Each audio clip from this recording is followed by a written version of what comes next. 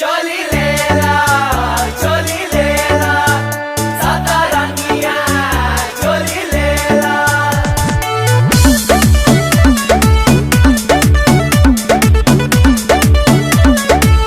Presented by Adishakti films.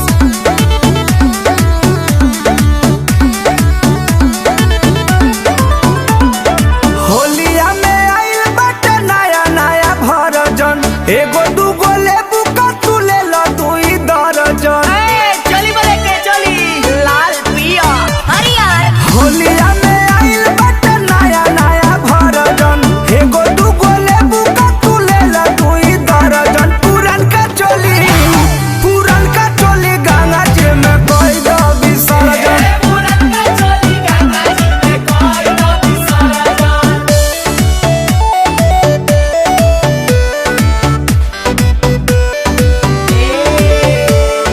Bold भाई चोली लाए बोल्ड वाला पेना, चोक बिच्छू कलिया से पोखरा के सेना। 4 साल सही है चोली पेन्हा तारू चाप के, बानी हैरान कैसे रखो तारू ढाप के।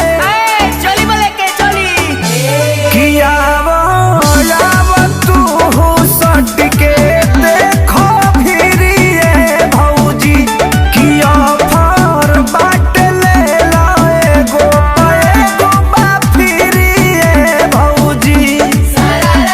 झुक देख यार पर होई नहीं दर्शन, गजबे डिजाइन पर गजबे करसन। पुरन का चोली गंगा जी में कोई दो विसर्जन। पुरन का चोली गंगा जी में कोई दो विसर्जन।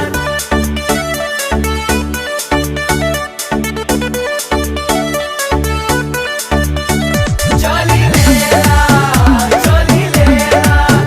सतरंगिया चोली लेला। विशाल भौजी मुँह मांगा पैसा दिहली, इहे धकटी चपक